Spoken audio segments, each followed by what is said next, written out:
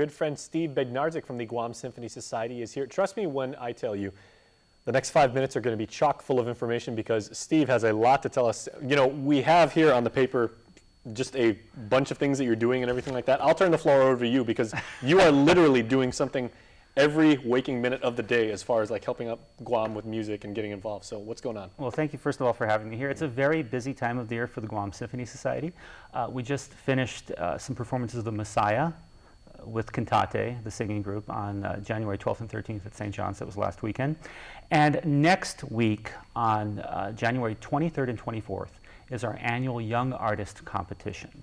We have 23 young artists ranging third grade to high school seniors that are going to be performing in the classical music world, pianists, violinists, flutists, singers. And they compete in 3 categories, elementary, junior, and senior. Elementary category is 3rd grade to 6th grade, junior is 7th to 9th grade, and senior is 10th to 12th grade. The top 3 winners in this competition will get to perform on the Young Artist Awards concert, which will be February 23rd at the Aurora Grand Ballroom, Aurora Resort and Hotel. And that's the culmination of them winning the competition. So they get a certificate and they get to win in a competition and they get to perform on a very nice concert on February 23rd. Also on February 7th, we have our annual children's concert, which is a concert that's geared towards 5th and 6th graders from around the island. And it features a variety of friendly tunes for the kids. We're going to be doing Copland's Hoedown from Rodeo.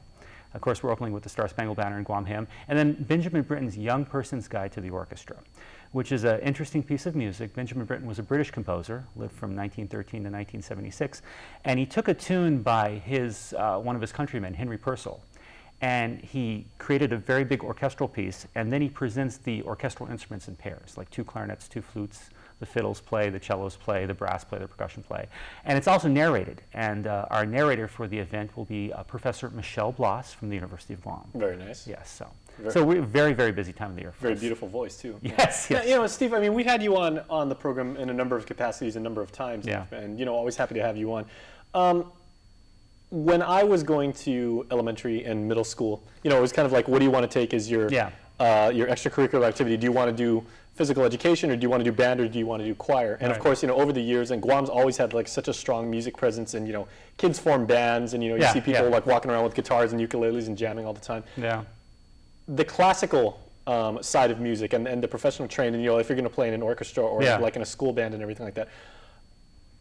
In your opinion, over the years and everything like that, how has that played into Guam's natural love of music and just the way like that we islanders, you know, celebrate music? Well, it's changed quite a bit since I've been here. When I first got here back in 2000, the Young Artist competition was mainly piano players. We didn't have any other instruments competing. And over the years now we have a good amount of fiddle players, flute players, clarinet players, singers that are involved in it. And the culture of trying to cultivate this type of music has increased, definitely. We have a lot of teachers that are very dedicated to doing that, and also making it more and more important to the kids. A lot of kids want to go play in a band that they want to create themselves, which is, you know, great. But in order to be involved in the classical world, in order to play an instrument in an ensemble like that, you have to learn how to read music too. Exactly. So that's a big difference, because you can play in a rock band and not really read music, that has no bearing on whether or not you're a good musician or not. It's just a different way of approaching things. So the desire to read music. Also, we've been doing a lot more of the orchestral, like chamorro music. We did the Music and Legends of Guam last year. Exactly. And this year we're going to be doing Beethoven's Ninth Symphony translated into chamorro also at the end of the season. So it's changed. We also try to do this children's concert, which is on February 7th, geared towards 5th and 6th graders, because that's a year before they would enter their band programs or a choir program. So we try to get them interested, you know, a year before they get into 7th grade and start doing things like that. Has there been an uptake in the interest in music theory, even from, you know, like people that are playing like in, you know, garage bands and stuff like that from your? Well, music theory too, and also, you know, nowadays with the internet, which is, you know, something I didn't grow up with, the ability to go to musictheory.net and to learn about stuff like that has increased. So people they're saturated with knowledge these days. And you know, at UOG we always talk about context versus content sometimes. So there's a lot of content out there, but you know, in the symphony we try to put stuff into context too by getting you in the orchestra and, you know, learning how to play with an ensemble like that. All right, well, trust me, young boys and girls out there, if you can get the circle of fifths, you are a better person than I am. I still have a hard time with that. All right, Steve, always a pleasure. Come back anytime. Thank you very much. All right, thanks for doing everything you do with music in our community. Thank you. All right.